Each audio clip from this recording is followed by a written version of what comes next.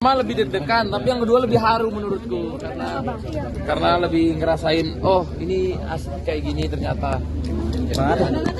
Kenapa sih?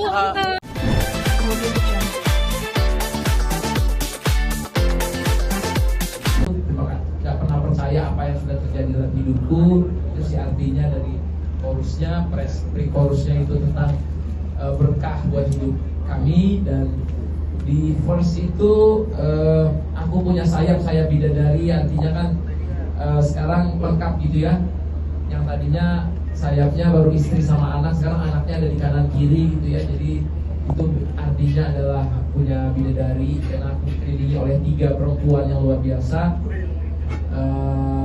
dan ditambahan 3 ibu yang luar biasa gitu ya.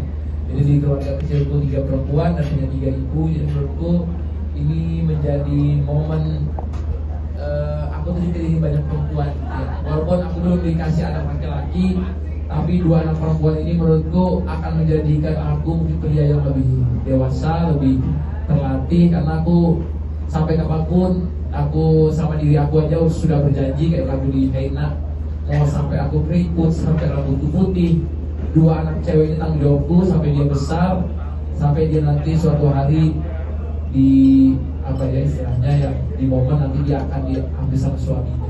Jadi sampai kapanpun aku akan selalu untuk ada buat kedua putriku. Itu istilahnya. Baik Bang, di album Of Bliss ini tuh Abang banyak banget mutusin buat collab sama orang. Dan salah satunya ada rapper dari negeri seberang, dari Malaysia, yaitu ada Joe MK, dan ada dengan adiknya Abang tuh ya, dengan Sofa Halilintar.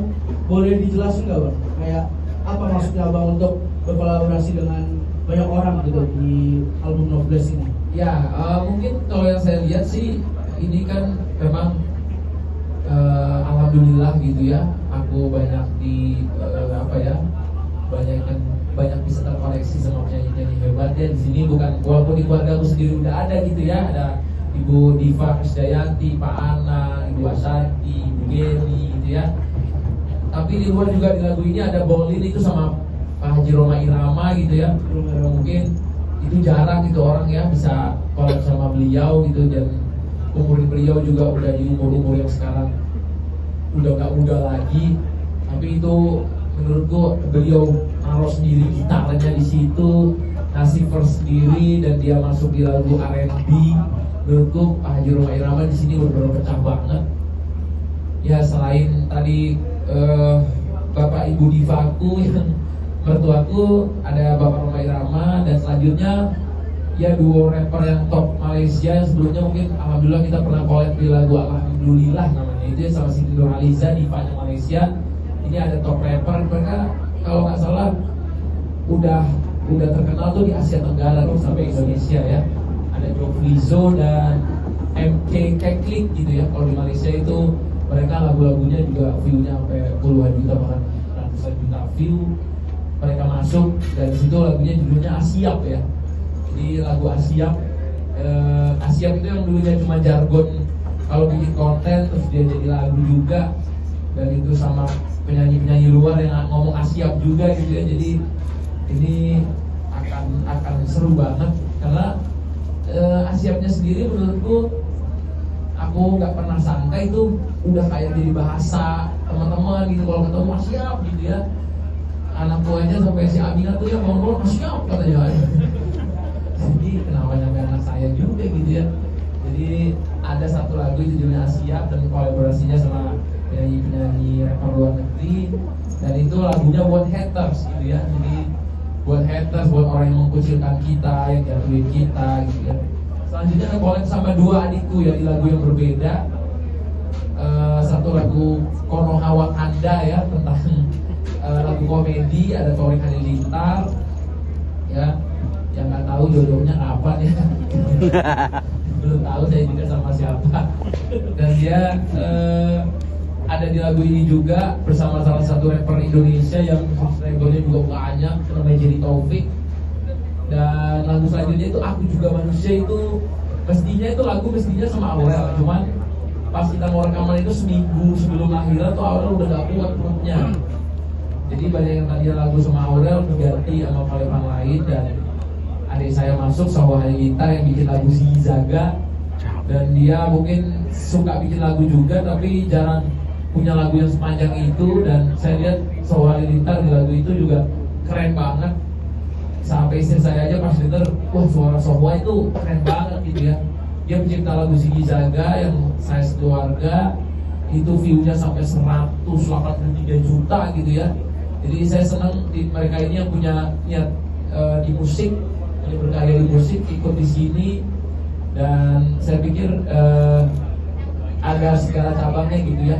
Ada ibu, ada istri, ada teman-teman, ada adik juga gitu ya. Dan ini itulah kolepannya ya di lagu ini. Dan 2 lagu terakhir mungkin itu gak ada kolepannya karena mungkin gak sempet juga. Aku ada judulnya My Idol tentang idola saya, tentang Nabi Muhammad, sama Heina.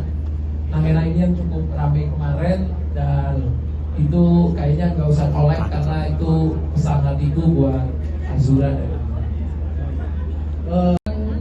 Aja udah menurutku berat ya, tapi kalau ngumpulin tante-tantenya dari aku aja kan 11 bersaudara ya. Jadi 10 orang tambah dari Bunda Asanti sama Pipi 2, dari ada Zie Ajriel, terus dari Gaby ada 2 lagi, Gaby sama Buraul. Berapa jadi itu ya? 15 ada ya.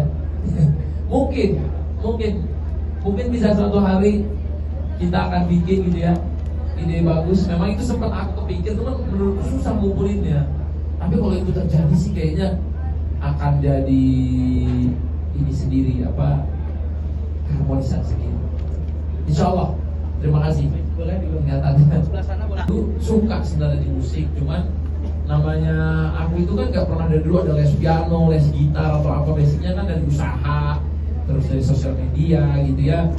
Cuman memang aku tuh dari dulu suka bikin nulis lirik gitu ya, bukan nulis lirik, suka nulis nada, suka bikin nada, suka nyari nada. Jadi itu mungkin yang bikin aku jadi suka banyak ngeproduserin lagu-lagu, bahkan artis.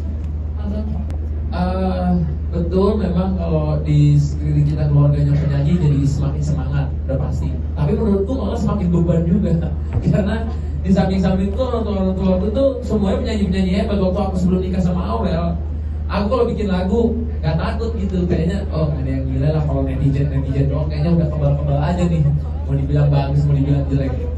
Aku orang tua sendiri kan nonton gimana ya, karena makanya aku suka dengerin tuh sama Pipika, sama Ibu Kade, atau Bunda Santi, ini bagus gak ya, ini ada kurangnya gak ya gitu. So, aku selalu bertanya juga gitu, ini bagus gak ya gitu kadang-kadang. Tapi ternyata apresiasi mereka, keren bang, ini bagus, ini keren gitu ya. Bahkan rencananya mau bikinin lagu buat kadang-kadang Pipinya yang udah produser hebat mintain aku bikinin lagu buat siapa, buat Arsi, buat ini, buat itu. Malah aku yang disuruh bikin lagu nih. Ya mungkin kan perbedaannya gini, kalau Ibu Kade, Pipi itu penyanyi emang yang udah nyanyi banget. Kalau Pipi itu produser, tapi kalau aku itu dari sisi aku tuh kalau bikin lagu nge-research dulu dari sosial medianya, apa yang lagi laku, gitu ya. Kan sisi pandang orang seniman itu beda-beda ya. Ada orang yang tipikalnya lagu aku gini, kalau aku tipikal yang cocokan sama ini momennya apa di hidup yang mau dia jalani gitu-gitu. Jadi aku lebih deketin sama momen kehidupan yang lagi terjadi, sama anak zaman sekarang butuhnya kayak gimana. Itulah waktu itu, makanya aku pernah sebelumnya kan sama Aurel aku bikin lagu Hari Bahagia, dan itu jadi lagu lamaranku juga, jadi lagu pernikahan juga.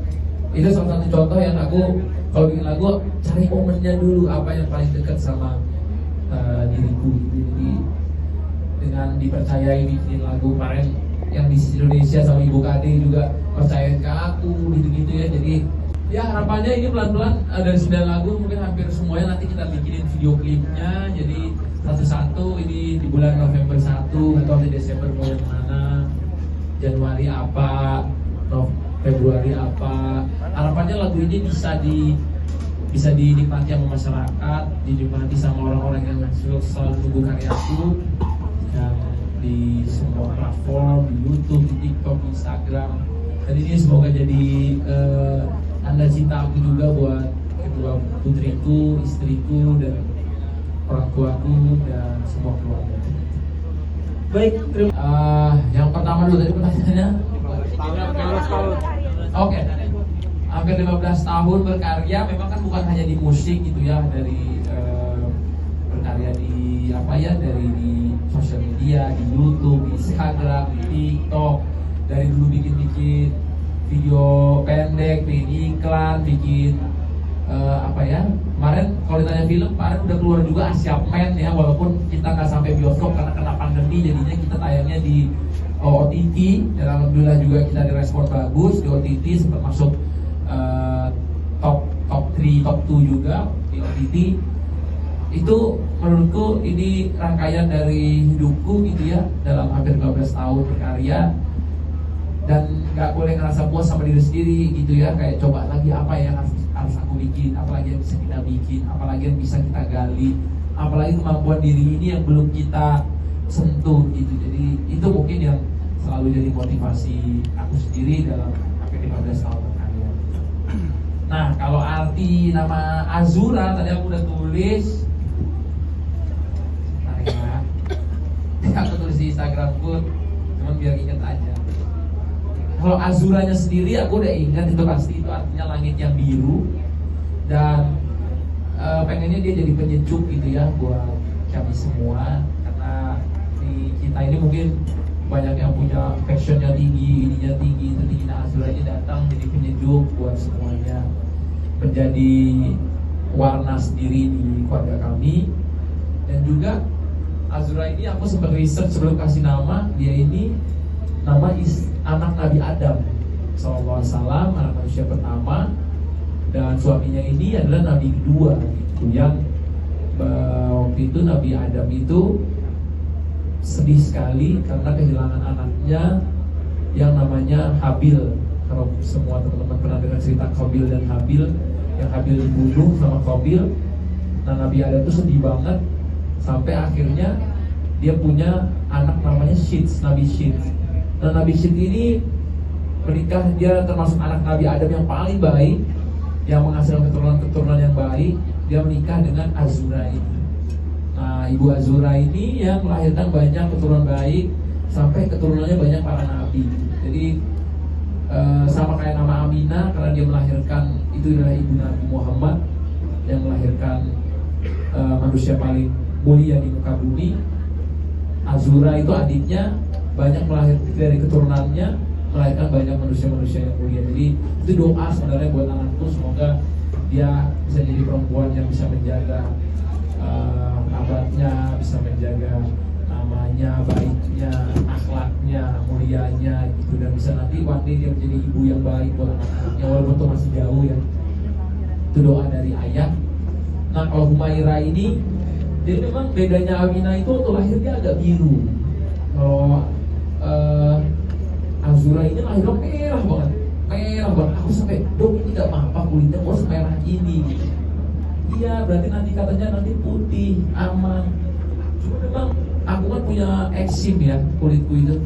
Jadi Aminah itu kena eksim waktu di kaki, terus beberapa kali di leher. Nah, ini Azura emang suka merah-merah di mukanya, karena memang ada selain kulitnya sensitif, terus emang kulitnya merah ternyata.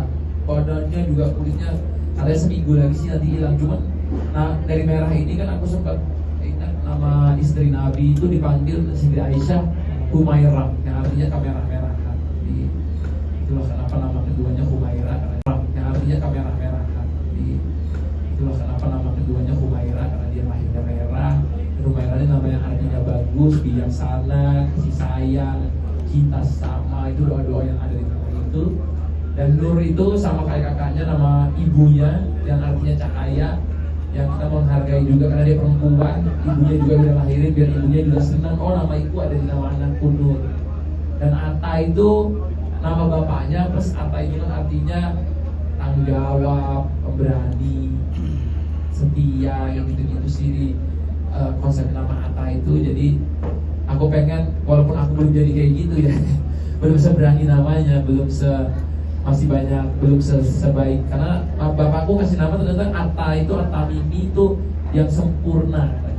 walaupun aku belum sempurna, maka di setiap diriku aku selalu bilang belum sempurna, tapi aku berusaha untuk menjadi yang terbaik. Nah, Atta itu aku selipin di setiap nama anakku. Nah, itu akan menjadi doa dan nama anak cewekku biar tahu, oh bapaknya Atta. Dan juga aku juga bisa selalu, oh ini namaku ada di anakku, semoga dia bisa melanjutkan apapun yang baik dari bapaknya, jangan buruknya yang baiknya. Baik Bang, untuk terakhir Adaptasi bapak anak dua. Oh, adaptasinya mungkin menurutku, aku kan untuk bapak anak dua dibilang tua enggak, dibilang muda banget juga enggak. Jadi aku di medium lah ya, aku di umur 28 dikasih 2 anak gitu ya. Gimana ya, di saat aku masih banyak sibuk di kerjaan dan lain-lain, malah ini hadirnya menurutku bukan ngerepotin ya, malah aku tuh punya warna sendiri jadi hidupku gitu ya, kayak kalau berkarya jadi punya inspirasinya gitu. Kalau pengen kerja ada yang ditunggu, ada yang semakin banyak yang semakin banyak tanggung jawabnya akan semakin semangat giat kerjanya, semakin pengen jadi pribadi yang lebih baik. Itu lebih penting sih, bukan hanya kerja tapi kayak wah aku punya anak 2 gitu, nanti aku harus menjadi bapak seperti apa sih yang dikenal sama anakku gitu ya. Makanya waktu anak pertama lahir copot headband, nggak mau warna-warni rambutnya, nanti anakku malu guys. Jadi aku kadang-kadang mikir, aduh nanti anak, jadi aku pendewasaan juga gitu. Kalau dulu orang bilang kamu akan dewasa ketika kamu punya keluarga. Nah, sekarang aku ngerti gimana caranya menjadi dewasa itu, karena kita berpikir bukan hanya buat diri kita, buat istri, buat anak, dan juga gimana mereka mencontohi kita gitu ya. Jadi walaupun mungkin dulu aku punya banyak kesalahan, punya banyak hal-hal yang nggak baik, tapi insya Allah semenjak anakku ada, banyak usaha gitu setiap hari punya azan sendiri. Tuhan, kayaknya aku harus kayak gini, harus gitu, harus gini. Ada ini sendiri gitu, ada yang muncul dari diri sendiri sejak punya anak 1 bahkan sekarang anak 2. Jadi itulah coba adaptasiku, dan gimana sekarang caranya ngebagi. Ini adaptasi juga ngebagi kasih sayangnya. Kemarin aku kira kalau punya anak kedua sayangnya sama adiknya dulu, karena adiknya lebih kecil kan, bungsu masih baik. Tapi orang bilang kasihan juga, malah adiknya belum ngerti. Sekarang banyak kita sayang sama Aminanya, karena aku ngeliat juga Aminanya sekarang jadi gampang nangis, terus nangis sendiri gitu ya. Aku bilangnya kasihan, kenapa anakku jadinya kayak tingkahnya jadi pengen diperhatiin banget gitu, jadi lebih cari perhatian bapaknya nih, aku bisa gini gitu. Karena aku dua anak pertama juga ya, walaupun anak pertamanya Amina, gue sama anak pertamanya aku beda gitu ya. Mungkin Amina lebih banyak privilege ya gitu sekarang, tapi kan dia mungkin biasa menjadi kayak cucu pertama di semua neneknya, anak pertama di bapak ibunya. Kayak dia yang sekarang dia ngeliat semua neneknya rebutan gendong adiknya gitu ya. Semua bapak ibunya harus gendong adiknya, tak nyusuin, dia nangis gitu.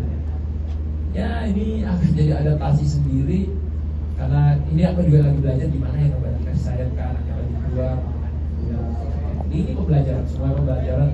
Karena aku juga orang tua baru, kalau aku ngajarin parenting juga belum mantes gitu. Tapi aku coba berusaha gitu gimana jadi papa yang baik buat kedua putri. Baik, Bang, terima kasih. Pertama lebih deg-degan, tapi yang kedua lebih haru menurutku, karena lebih ngerasain, oh ini asli kayak gini ternyata. Bahasa kenapa sih? Saya pakai terus. Bahasa kenapa sih sampai? Dia ulang tahun bukan dengan tasbihnya. Bukan, ini nggak tahu, istriku tiba-tiba ngasih sayang dipakai, ya aku pakai. Bahasa kenapa beliin ayam warna-warni sih? Ini khusus apa gimana? Nggak tahu, aku katanya sih iya dia cari khusus. Mungkin buat teman-teman yang Ada kabar bahwa ada berita bahwa Story Valentine kan ciuman sama Alia. Tahu nggak sih kabar tahu. itu ada? Di mana tuh? Mau cabut. Siapa namanya? Ini belakang. Wis. Halo, Ibu Saka. Selamat ulang tahun. Semoga sehat selalu, berkah selalu. Bahasa kenapa beliin ayam warna-warni sih, Bang? Makasih banget ya. Makasih ya, makasih ya, Mbak. Aduh.